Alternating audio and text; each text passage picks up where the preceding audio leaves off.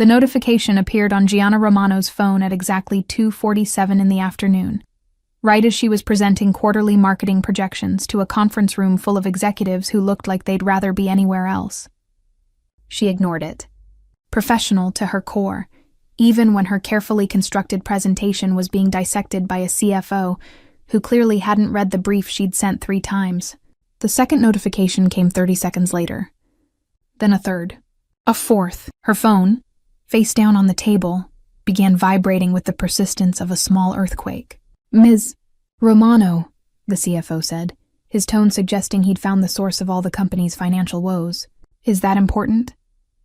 Gianna smiled the smile she'd perfected over 7 years of corporate warfare. Sweet enough to seem apologetic, sharp enough to remind him she wasn't his assistant. "I apologize. I'll silence it completely." She picked up the phone, intending to do exactly that, and caught a glimpse of the screen. Instagram, 43 notifications and counting, all from the same post. Her stomach dropped in a way that had nothing to do with the stale coffee she'd been nursing since 9. She knew, with the certainty of someone who'd spent the last 3 months trying to convince herself she'd imagined the weight of a certain pair of dark eyes following her across rooms, exactly who was responsible. Dante Caruso didn't use social media. He had people for that. 3 of them, in fact, whose sole purpose was to monitor what was said about him, his family, and his interests across every digital platform that mattered. Gianna Romano had become an interest. She didn't know that, of course. She thought their connection began and ended with the fact that her firm had been hired to rebrand one of his legitimate businesses, a chain of high-end restaurants that needed a fresh image after an unfortunate incident involving the previous owner and a federal investigation. She thought the twice-weekly meetings were about market positioning and demographic targeting. She thought he asked her to stay late last Thursday to discuss logo concepts, not because he wanted to see if she'd push back against his suggestions with the same fire she showed everyone else. She had. He'd enjoyed it immensely. "Boss." Luca appeared in the doorway of Dante's office, tablet in hand, expression carefully neutral. "You asked me to monitor Gianna Romano's social media." Dante didn't look up from the contract he was reviewing. "And? Someone tagged her in photos. Multiple photos. From last night." That got his attention. Dante set down his pen with deliberate precision and extended his hand for the tablet. The photos loaded. Some restaurant downtown, dim lighting, craft cocktails in pretentious glassware. Gianna sat across from a man Dante didn't recognize. Blonde hair, expensive suit that didn't fit quite right, smile too wide for someone on what was clearly a first or second date. The caption read, "Amazing night with this beautiful woman. Can't wait to do it again." The man had tagged Gianna in all 6 photos. Dante studied each one with the same attention he gave to contracts worth millions. In the first photo, Gianna was laughing, her head tilted back, dark hair catching the light. The second showed her mid-conversation, animated, hands gesturing the way she did when she was making a point. The third was a selfie, the man's arm around her shoulders. She wasn't leaning into him. Dante noticed that immediately. Her posture was friendly but separate, her smile genuine but not intimate. "Still, who is he?" Dante asked, his voice flat. Luca had anticipated the question. "Ryan Mitchell. Works in finance. Mutual friends with Ms. Romano through her college roommate. This appears to be their second date." Appears to be. They met for drinks 3 weeks ago. Coffee twice since then. Last night was dinner. Dante handed back the tablet. "Thank you, Luca. That will be all." Luca hesitated. "Boss, if I may." "You may not." After Luca left, Dante picked up his phone. He'd created an Instagram account exactly once, 2 years ago, when his mother had insisted she wanted to see photos of the family. He'd posted nothing, followed no one, and checked it never. He opened it now. Finding Gianna's profile took seconds. It was public, which irritated him for reasons he'd examine later. Her posts were infrequent and carefully curated. Professional events, the occasional sunset, a photo of a bookshelf that told him more about her than she probably intended.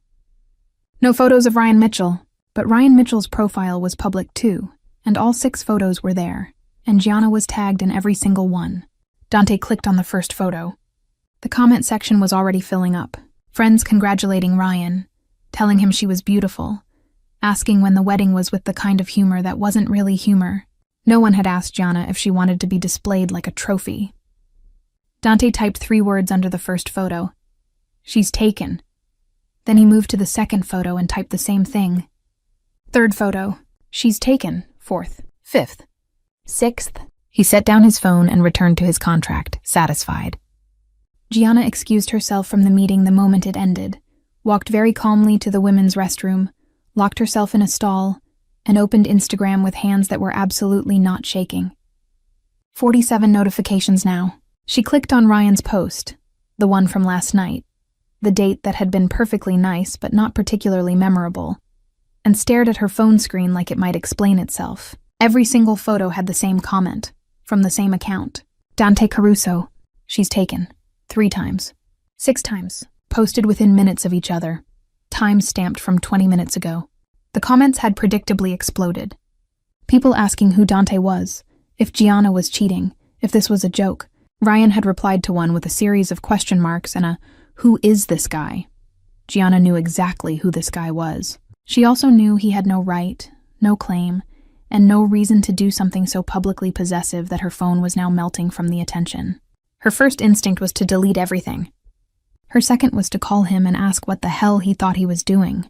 Her third, which arrived with the clarity of someone who'd survived corporate politics through sheer stubbornness, was to do neither. She walked back to her desk, smiled at her coworkers, and sent a single text message. "We need to talk. Tonight." The reply came 30 seconds later. "My office. 7. Not a question. Not a request." Gianna stared at the message, then at the Instagram post, then at the photo on her desk of her and her sister at graduation, both of them laughing, both of them free of complicated mafia bosses who thought they could claim someone with a comment section. She typed back, "The coffee shop on 5th. 6:30. I have dinner plans at 8. She didn't, but he didn't need to know that. The reply took longer this time. Long enough that she wondered if she'd pushed too hard. 6:30. I'll send a car. I have a car. Gianna. Just her name. One word, but she could hear his voice saying it. That particular tone that wasn't quite a command, but wasn't quite anything else either. "Fine," she typed. "But I'm driving myself." No response. She set down her phone and tried to focus on work, on emails, on anything except the fact that Dante Caruso had just announced to the internet that she was taken. She wasn't taken. She was barely interested. The meetings were professional. The late nights were about work. And if she'd noticed the way he looked at her sometimes, like he was cataloging every detail for later use, that was just her imagination. Except it wasn't. And now everyone with an Instagram account knew it too. Her phone buzzed one more time. Not a text. A direct message on Instagram from an account she didn't follow. Dante Caruso. The message was brief. "Wear the blue dress." Gianna stared at it. She owned 3 blue dresses. He couldn't possibly mean the one from the presentation last week. With the buttons. He did mean that one. She typed and deleted 4 different responses before settling on, "I'll wear whatever I want." The reply was immediate. "I know." "That's why I'm asking." Gianna closed Instagram, set down her phone, and pressed her fingers against her temples. 6:30 couldn't come fast enough, and also, she desperately needed it never to arrive. Gianna did not wear the blue dress. She wore black instead, a sheath dress that was perfectly professional, perfectly appropriate, and perfectly calculated to remind Dante Caruso that he didn't get to make decisions about her wardrobe or anything else. The coffee shop on 5th was neutral territory, public enough to keep things civil, quiet enough for a conversation that was going to involve words like boundaries and inappropriate, and what the hell were you thinking?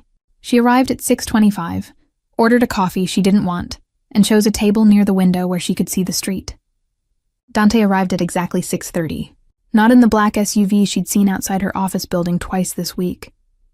Not with the security detail that apparently followed him everywhere, though she suspected they were close. He walked in alone, dressed in a charcoal suit that probably cost more than her monthly rent, and every woman in the coffee shop tracked his movement like he'd triggered some primal recognition system. Gianna refused to be one of them. He spotted her immediately, crossed the room with the kind of confidence that came from never being told no, and sat down across from her without asking. "You didn't wear the blue dress," he said. "Hello to you too." Gianna wrapped both hands around her coffee cup. Want to explain what happened today? Or should I just guess?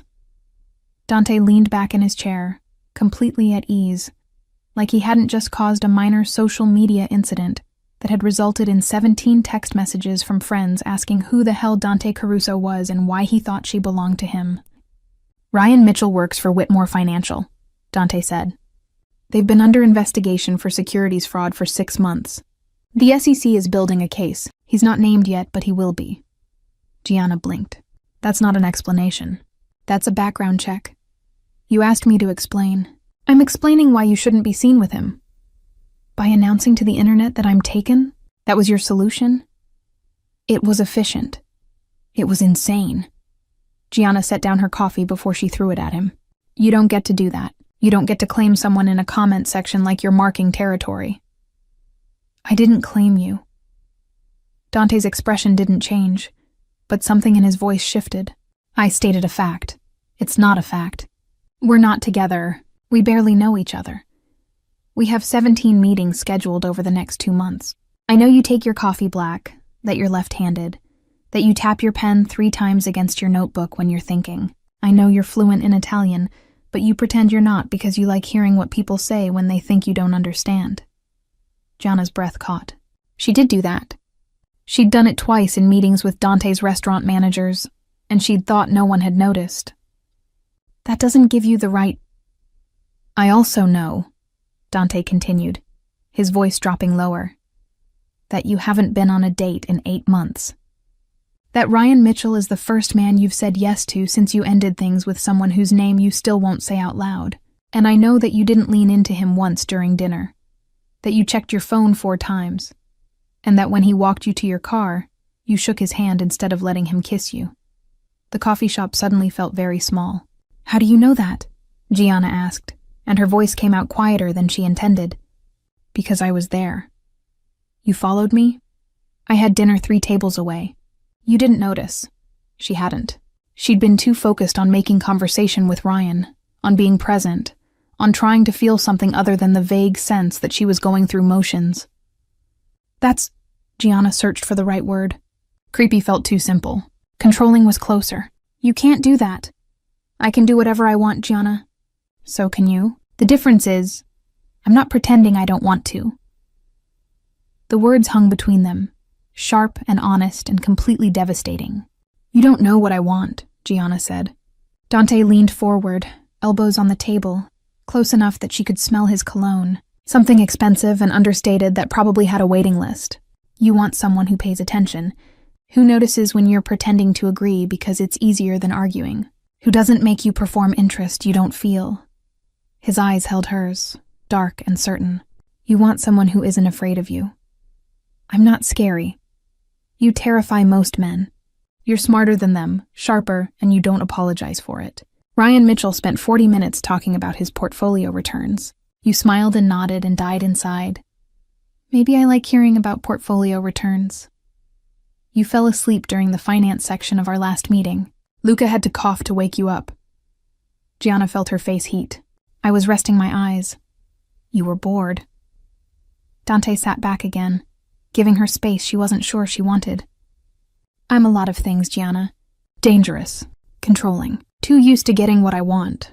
But I'm not boring. No, she admitted. You're definitely not boring. You're insane. There's a difference. His mouth curved just slightly. Not quite a smile, but close. Is that why you're here? To tell me I'm insane? I'm here to tell you to delete those comments and never do anything like that again. No. Excuse me? I'm not deleting them. And I can't promise I won't do something like that again because if Ryan Mitchell or anyone else tries to put you on display without your permission, I'll do worse. Gianna stared at him. You realize how hypocritical that sounds, right? You're literally trying to control who I date. I'm not controlling who you date. Date whoever you want. But don't date someone who posts photos of you like you're an acquisition. You deserve better than that. And you're better? Yes. The single word carried no arrogance, no posturing, just certainty. Gianna picked up her coffee, realized it had gone cold, and set it down again. You don't even know me. Not really. Surface things. Observations. I know you rewrote the entire campaign proposal the night before our first meeting, because you didn't trust your team's work. I know you're afraid of disappointing people, so you work twice as hard as anyone else. I know your sister calls you every Sunday at 9, and you always answer, even if you're in the middle of something. Dante paused. I know you haven't let anyone close in a long time, and you're angry at me because I'm not giving you the choice. You should give me the choice. Why? So you can choose wrong? So you can waste time on men who don't see you? Maybe I want to waste time. Maybe I want normal. Coffee dates and bad conversation and someone who doesn't have people investigate my dates. You don't want normal. Dante's voice went soft, almost gentle, which was somehow worse than if he'd been angry. You want safe, and I can't give you that. Gianna's chest tightened. Then what can you give me? Everything else. The coffee shop noise faded.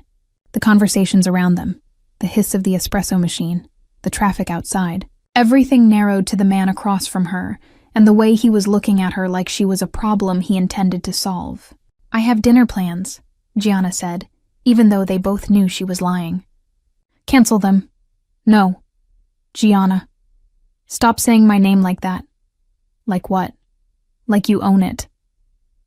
Dante stood, pulled out his wallet, and placed 2 20s on the table. Enough to cover both their drinks 3 times over. Come with me.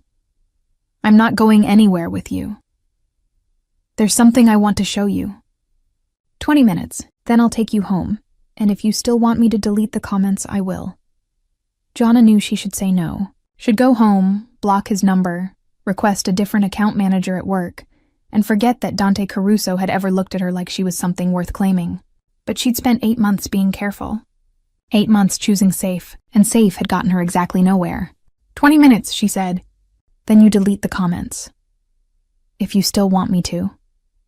I will. We'll see. The drive took 15 minutes, through downtown and into a neighborhood Gianna recognized from news reports and whispered conversations. Old money and older families, the kind of place where everyone knew everyone, and outsiders were noticed immediately. Dante drove himself, which surprised her. A black Mercedes that handled like a dream and probably had bulletproof glass. She didn't ask. She wasn't sure she wanted to know. He pulled up in front of a restaurant. Not one of his, she realized. The sign read Lucia's in elegant script, and warm light spilled from windows framed with flower boxes. This is what you wanted to show me? Gianna asked. A restaurant? My mother's restaurant. Dante turned off the engine. She doesn't know we're coming. Then why are we here? Because you think I'm trying to control you. And I need you to understand the difference between control and protection. Before Gianna could respond, the restaurant door opened and a woman emerged. Late 50s, dark hair going silver, an apron tied around her waist and a wooden spoon in her hand. Dante! She switched immediately to rapid Italian, something about dinner and why didn't he call and who is this beautiful girl. Dante responded in the same language, easy and affectionate. And Gianna caught enough to know he was deflecting every question about her. Mama, Dante said, switching to English. This is Gianna Romano. She's working on the restaurant project. Lucia's eyes went sharp with interest. Romano, your family is from where? Naples originally, Gianna said. My grandparents immigrated in the 70s. Naples! Dante, did you hear? Naples! Lucia grabbed Gianna's hand. Come inside. You're too thin. When did you eat last? I had lunch. Lunch is nothing. Come. Gianna shot Dante a look that promised retribution. He actually smiled, and followed them inside. The restaurant was small, maybe 15 tables, all of them full. The smell of garlic and tomatoes and fresh bread made Gianna's stomach remind her that lunch had been 6 hours ago. Lucia sat them at a table in the corner, ignored Gianna's protests that they didn't have a reservation, and disappeared into the kitchen. Your mother is terrifying, Gianna said. She likes you. How can you possibly tell? She's feeding you. If she didn't like you, we'd be on the sidewalk. Plates started arriving. Bruschetta, fresh mozzarella, pasta that looked handmade. Lucia appeared between courses, asking questions about Gianna's family, her work, whether Dante was treating her well. He posted on my Instagram, Gianna said, because apparently wine made her honest. Told everyone I was taken. She expected shock. Maybe disapproval. Lucia laughed. Good. Men today, they don't know how to claim a woman.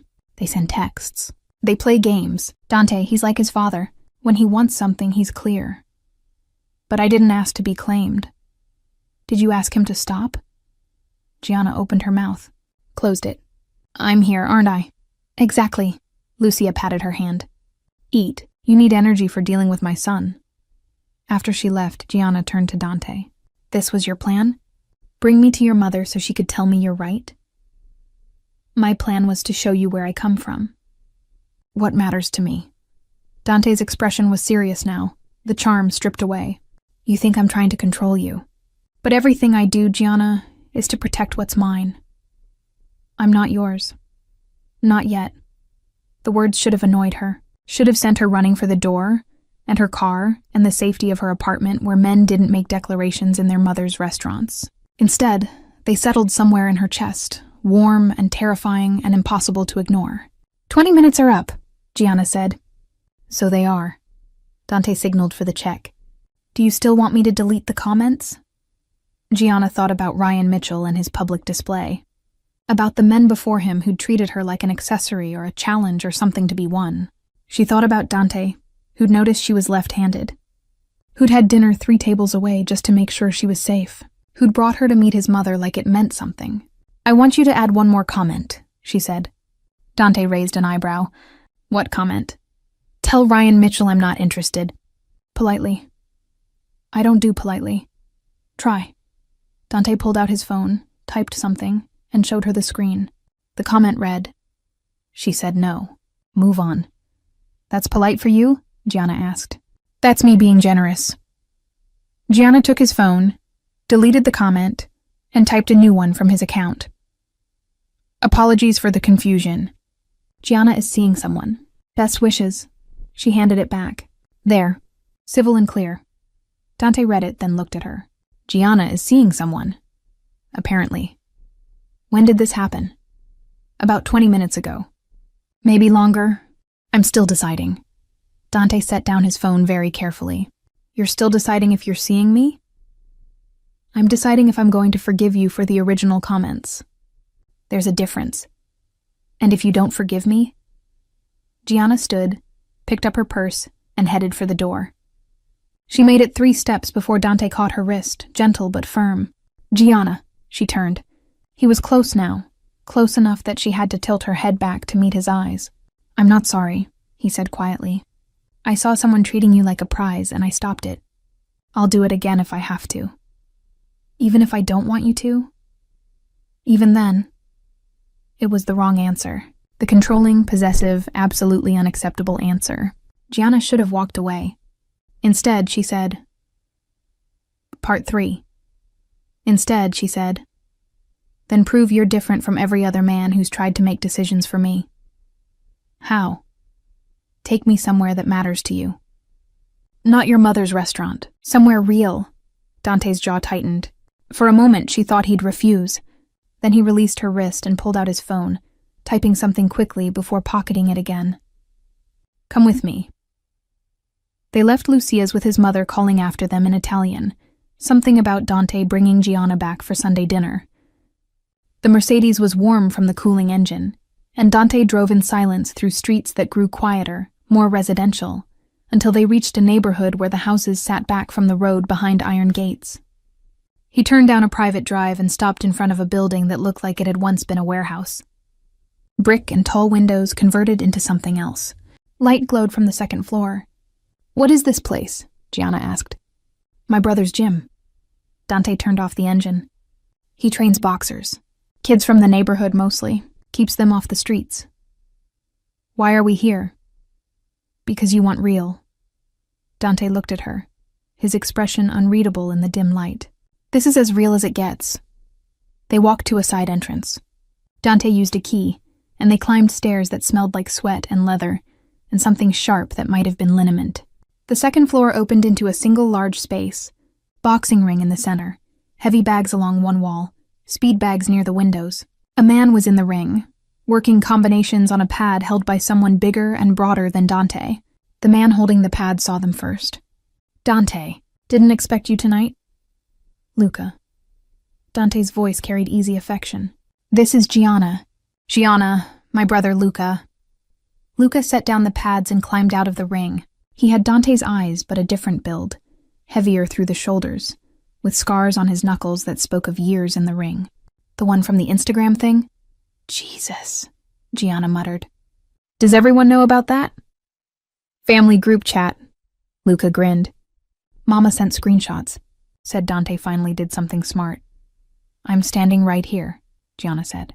Yeah, and you're still here, which means you're either crazy or you actually like him. Luca grabbed a towel. Fair warning, he's worse in person. I'm getting that impression. The younger fighter climbed out of the ring, a kid who couldn't be more than 17, all lean muscle and nervous energy. He looked at Dante with something between respect and fear. Marco, Dante said. How's the training? Good, Mr. Caruso. Luca says I might be ready for a real match next month. You are if Luca says you are. Dante's voice gentled slightly. Your sister doing okay? Yeah. The job you got her, it's good. She likes it. Good. Keep working hard. Marco nodded and headed for the locker room, leaving the three of them alone in the cavernous space. You got his sister a job? Gianna asked. Her boyfriend was trouble, Dante said simply. She needed a way out. I provided one. That's not control, Luca said, reading Gianna's expression with unsettling accuracy. That's protection. There's a difference. Everyone keeps saying that. Because it's true. Luca tossed Dante the pads. Show her. Not tonight. Why not? She wants real. Show her. Dante looked at Gianna, something uncertain crossing his face for the first time since she'd met him. You don't want to see this. Yes, I do. Gianna, show me. Dante held her gaze for a long moment, then took off his jacket and handed it to her. He rolled up his sleeves, revealing forearms corded with muscle and scattered with scars. Old ones faded to silver. Luca climbed back into the ring. Dante followed. They didn't talk. Luca held the pads and Dante started working. Jab, cross, hook. The sound of leather hitting leather echoed through the space, rhythmic and brutal. Gianna watched the way Dante moved. All controlled violence and perfect precision. No wasted motion. Every strike deliberate. This was different from the man who'd sat across from her in coffee shops and conference rooms. This was the part he kept hidden behind expensive suits and careful words.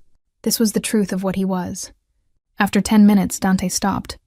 His breathing was elevated but controlled, a light sheen of sweat on his skin.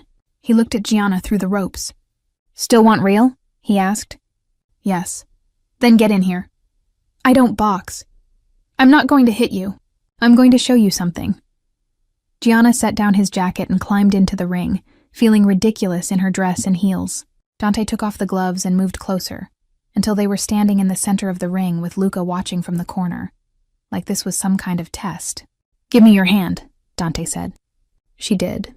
He placed her palm flat against his chest, over his heart. It was racing, harder than she'd expected.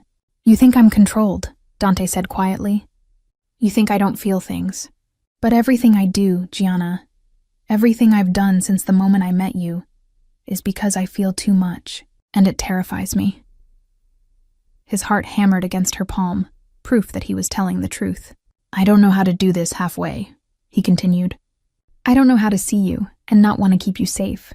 I don't know how to watch someone treat you like you're ordinary and not intervene. And I know that makes me controlling, possessive, all the things you're afraid of. But I'm not him. Who? Whoever made you afraid to let someone care about you. Gianna's breath caught. You don't know anything about that. I know you ended something 8 months ago. I know you haven't said his name once. I know you chose Ryan Mitchell because he was safe and boring, and would never make you feel anything real. Dante's other hand came up to cup her face, his thumb brushing her cheekbone. I know you're here because you're tired of safe. Maybe I like safe. You hate safe. It's killing you slowly, and you know it. Luca cleared his throat. I'm going to check on Marco. Neither of them acknowledged him leaving. The gym suddenly felt very empty, just the two of them in the ring with the overhead lights casting shadows across Dante's face. What do you want from me? Gianna asked. Everything. All of it. Every sharp comment and stubborn decision and moment you think you're too much for someone to handle. His thumb traced her lower lip, gentle despite the violence he'd just displayed. I want you to stop pretending you're fine with men who don't see you. And you see me? I see everything. It's my problem and my gift. And what I see when I look at you, Gianna, is someone who's been waiting for permission to stop being careful. You don't give me permission. No, you give it to yourself. I'm just making it clear that I'll catch you. The words hung between them, heavy with promise and threat in equal measure. Gianna knew she should step back, should climb out of this ring and call a car and go home to her safe apartment and her safe life. Instead, she said, "Prove it. How? Kiss me. Here. Now. Where anyone could walk in." Dante's eyes went dark. "You don't want that." "Yes, I do. You said you're not afraid of me. Prove it. Kiss me like you mean it. Where your brother could come back any second. Where I can't pretend tomorrow that it didn't happen." "Gianna." "You said you want everything. Show me." Dante's control cracked. She saw it happen, saw the moment he stopped thinking and just acted. His hand slid into her hair, tilting her head back, and then his mouth was on hers. Not gentle, not careful, demanding and possessive and absolutely devastating. Gianna's hands fisted in his shirt, pulling him closer, and the kiss deepened. He tasted like coffee, and something darker. Something that made her forget they were in his brother's gym. Forget that anyone could walk in. Forget every reason she'd spent 8 months being careful. His other arm wrapped around her waist, lifting her slightly, and she went willingly, pressing closer. The kiss turned hungry, desperate, like they were both trying to prove something. His teeth caught her lower lip, and she made a sound that should have embarrassed her, but only made him kiss her harder. Someone cleared their throat. They broke apart. Luca stood at the edge of the ring, Marco behind him, both of them trying very hard not to smile. "Mama's calling," Luca said, holding up his phone. "She wants to know if you're bringing Gianna to Sunday dinner." Gianna's face went hot. She stepped back from Dante, suddenly very aware that she'd just been kissed senseless in front of an audience, that her lipstick was gone and her hair was a mess, and there was no way to pretend this hadn't happened. "Tell her yes," Dante said, not taking his eyes off Gianna. "I didn't agree to that," Gianna said. "You just kissed me in my brother's boxing ring.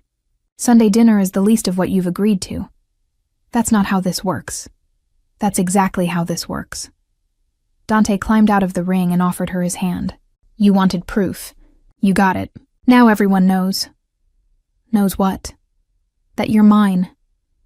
The words should have made her angry, should have sent her running. Instead, they settled in her chest like a brand, hot and permanent. Gianna took his hand and let him help her out of the ring. Her heels clicked on the concrete floor as she walked to where she'd left his jacket. She picked it up, turned to face him, and said, "Take me home. Gianna, now, before I change my mind about all of this." The drive back was silent. Dante's jaw was tight, his hands controlled on the steering wheel, but she could feel the tension radiating off him. When he pulled up in front of her building, she expected him to say something. To push. Instead, he got out and opened her door, walked her to the entrance, and stopped. "I'm not sorry," he said. "I know. I'll do it again. I know that too. Sunday dinner is at 2. I'll pick you up at 1:30. I haven't decided if I'm going." "Yes, you have." Dante leaned in, close enough that she could smell his cologne mixed with sweat from the gym. "You decided the moment you asked me to kiss you. Everything after this is just you accepting what you already know. Which is that you're done being careful, and I'm done pretending I don't want you." He kissed her again, softer this time but no less devastating, and then he was gone, walking back to his car and driving away before she could find words. Gianna rode the elevator to her apartment in a daze. She'd just kissed Dante Caruso in his brother's gym, let him claim her in front of witnesses, agreed to Sunday dinner with his family without actually agreeing. Her phone buzzed. A text from her sister.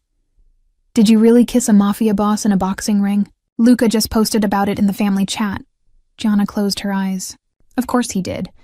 Another text, this one from Dante. "Sleep well. I won't." She should have been angry. Should have texted back something sharp about boundaries and moving too fast. Instead, she smiled and went to bed, knowing that everything had just changed and there was no going back. Part 4. Saturday morning, Gianna woke to 17 missed calls from her mother, 43 messages in various group chats, and a flower delivery that required 2 trips from the lobby. White roses, dozens of them, with a card that read, "For being brave enough to ask." She was still staring at them when her apartment buzzer rang. "There's a woman here to see you," the doorman said. "Says she's Dante's mother." Gianna looked down at her pajamas, then at the clock. 9 in the morning. Send her up. She barely had time to throw on jeans and a sweater before Lucia Caruso was knocking on her door, carrying what appeared to be an entire bakery's worth of pastries, and wearing an expression that could have meant anything. "Mrs. Caruso," Gianna said, opening the door wider. "This is unexpected. Lucia, please." She swept inside like she owned the place, setting the pastries on the kitchen counter and turning to study Gianna with sharp eyes. "We need to talk. About the boxing ring. About my son." Lucia pulled out a chair and sat, gesturing for Gianna to do the same. "Sit. Eat. You're too thin." "I'm not too thin. All American girls say this. Sit." Gianna sat, accepting the pastry that was thrust into her hands. Lucia watched her take a bite before speaking again. "Dante's father died when he was 19, Lucia said quietly. One day he was a boy who wanted to study architecture. The next he was responsible for everything. The business. His brothers. Me. He never got to be young." Gianna set down the pastry. "Why are you telling me this?" "Because last night Luca called me. Said Dante brought you to the gym. Said he looked happy." Lucia's eyes were bright. "I haven't seen my son happy in 15 years. And then you walk into my restaurant, and suddenly he's posting pictures on Instagram like a teenager, making jokes, smiling. That's not because of me." "No? Then why did he kiss you in front of his brother? Why did he send you enough flowers to open your own shop? Why is he pacing his apartment right now, afraid I'm here to scare you away? Is that what you're doing?" "I'm here to tell you that my son is difficult, controlling, stubborn. He will try to fix all your problems before you ask. He will worry too much and hover too much and drive you crazy." Lucia reached across the table and took Gianna's hand. "But he will also love you with everything he has. And if you're going to break his heart, do it now, before Sunday dinner, before he introduces you to the whole family, and they fall in love with you too." "I don't know if I'm going to break his heart." "Then you're thinking about it." "Good. You should think. But think fast, because once you sit at our table, you're family, and we don't let family go easily." Lucia stood, kissed both of Gianna's cheeks, and left as quickly as she'd arrived, leaving behind the pastries and a weight in Gianna's chest that felt like responsibility and possibility in equal measure. Her phone rang. "Dante, my mother just left," Gianna said instead of hello. "I know. I told her not to go. She didn't listen. She never does." "What did she say?" "That I should break your heart now if I'm going to do it at all." Silence on the other end. Then quietly, "Are you?" Gianna looked at the roses, at the pastries, at her apartment that suddenly felt too empty and too safe. "I don't know yet. Ask me again tomorrow. After Sunday dinner." "If I come to Sunday dinner." "You'll come." He sounded certain, but there was something underneath it. Vulnerability. Fear. "You wouldn't have kissed me like that if you weren't going to come." "Maybe I just wanted to see what it felt like." "And? What did it feel like?" "Like jumping off a cliff." "Did I catch you?" Gianna closed her eyes. "You know you did." "Then I'll see you tomorrow. 1:30. He hung up before she could argue, leaving her alone with her thoughts and the scent of roses and the memory of his mouth on hers. Sunday dinner at the Caruso house was chaos. Dante's mother had understated the size of the family. There were brothers and cousins and aunts and uncles, all of them loud and talking over each other in a mix of English and Italian that made Gianna's head spin. Dante stayed close, his hand on the small of her back, guiding her through introductions. Luca was there with a woman he introduced as his girlfriend, Sophia, who took one look at Gianna and said, "You survived the boxing ring. You'll survive this." The dining room table stretched for miles, covered in more food than Gianna had seen in her life. pasta and chicken and vegetables and bread and wine that never seemed to run out. She was seated between Dante and his youngest brother, Marco, who spent the entire first course asking her about her work with an intensity that reminded her of Dante. "Leave her alone," Dante said finally. "She's not here for a job interview. I'm just asking questions. You're interrogating." "That's what we do," Lucia called from the head of the table. "We interrogate. If she can't handle it, she doesn't belong here." "I can handle it," Gianna said, meeting Lucia's eyes. "Ask me anything." The table went quiet. Even the cousins stopped talking. "Why my son?" Lucia asked. "You could have any man. Why choose one who comes with all of this?" She gestured around the table, at the family, at the weight of what being with Dante meant. Gianna could feel everyone watching her, waiting. Dante's hand found hers under the table, squeezing once. "Because he sees me," Gianna said simply. "Not the version I show at work. Not the careful one who doesn't make waves. He sees the parts I usually hide, and he's not afraid of them. He's not afraid of me. And you're not afraid of him?" "I'm terrified of him, but I'm more terrified of going back to safe." Lucia smiled, slow and satisfied. "Good answer. Eat more. You're still too thin." The tension broke. Conversation resumed, louder than before, and Dante's hand stayed in hers through the rest of dinner, solid and warm and steady. After dessert, his mother shooed them out to the back patio while she and the aunts cleaned up, despite Gianna's offers to help. The evening air was cool, the city lights visible in the distance. "That wasn't so bad," Gianna said. "My mother likes you." "That was the easy part." "What's the hard part?" Dante turned to face her, leaning against the patio railing. "The part where you decide if this is real, if I'm worth the risk. And if I decide you're not, then I let you go, and I spend the rest of my life regretting that I wasn't what you needed."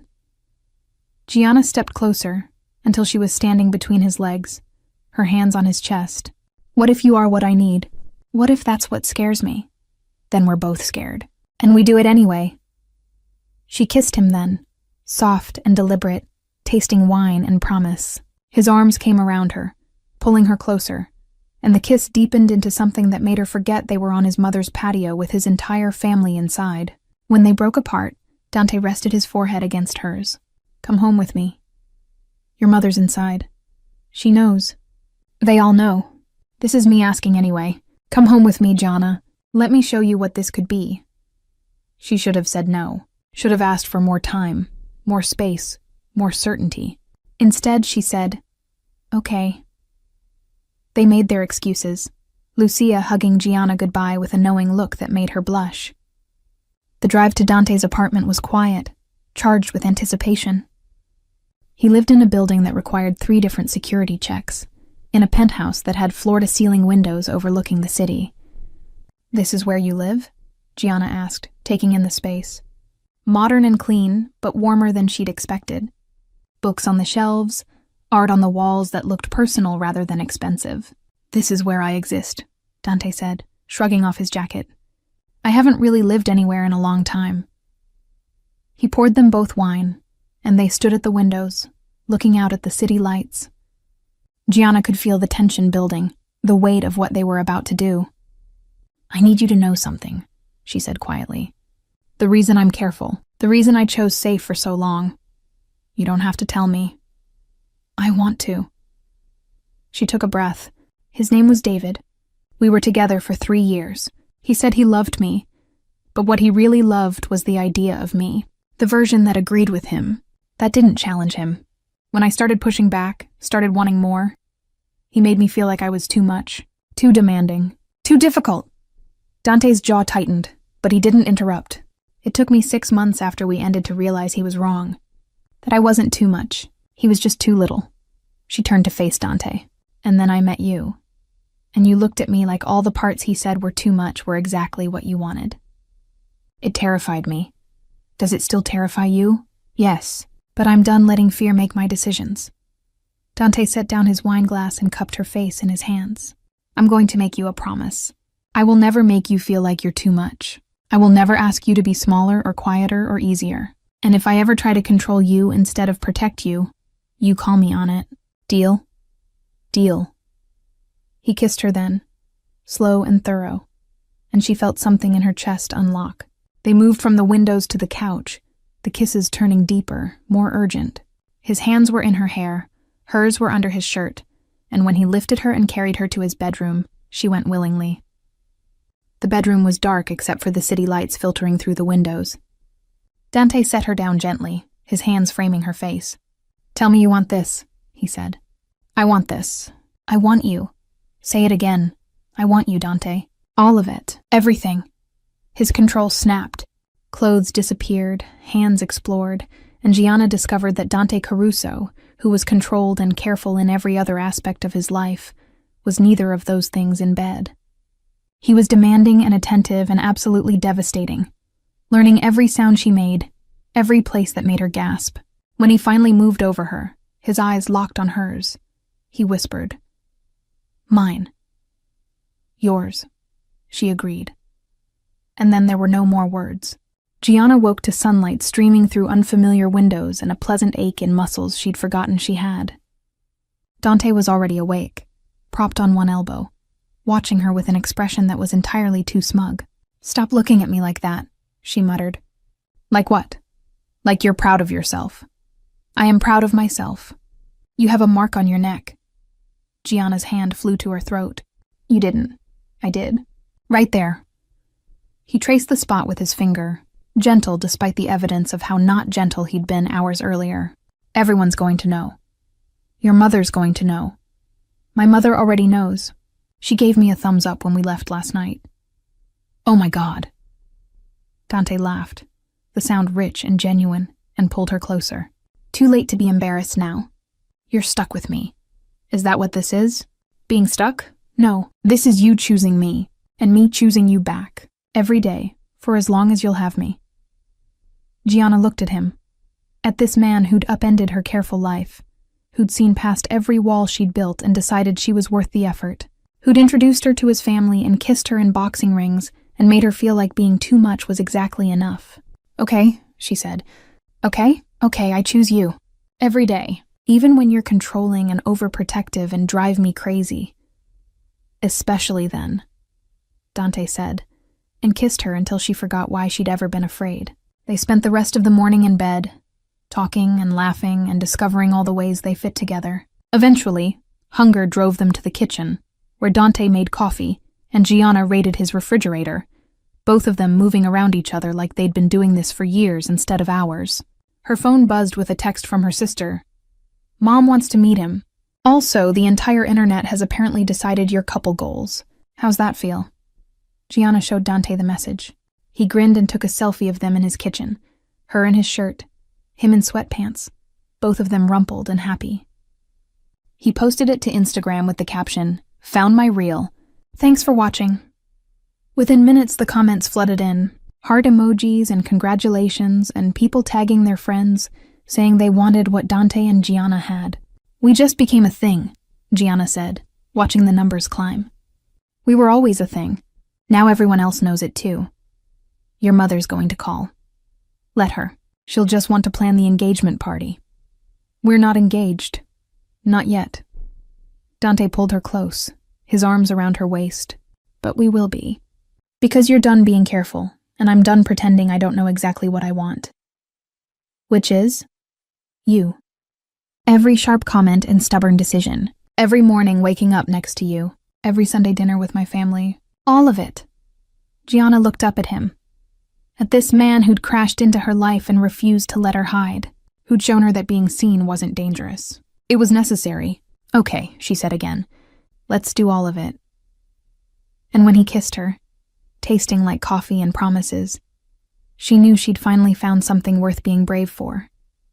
6 months later, Gianna stood in Lucia's restaurant, watching Dante argue with his brothers about the engagement party menu, while his mother orchestrated everything from the kitchen. Her ring caught the light, simple and perfect, chosen together on a Tuesday afternoon because Dante had decided he was done waiting. Her sister caught her eye from across the room and mouthed, "You okay?" Gianna looked at Dante, at his family, at the life she'd built by choosing to jump instead of staying safe. She thought about the woman she'd been 8 months ago, careful and controlled and slowly disappearing. and she thought about who she was now. Loved by a man who saw every part of her and wanted more. "Yeah," she said, loud enough for everyone to hear. "I'm perfect." Dante looked up, caught her eye, and smiled. The kind of smile that promised forever and meant it. And Gianna smiled back, knowing she'd found exactly what she'd been looking for, even when she didn't know she was searching. She'd found real, and it was worth everything. If you enjoyed Dante and Gianna's story, subscribe to Mafia Tales for more passionate romance stories where powerful men meet their match. Join our member area for exclusive content, early access to new stories, and a community of readers who believe in love that's worth fighting for. Because sometimes, the best stories are the ones where we're brave enough to choose real over safe.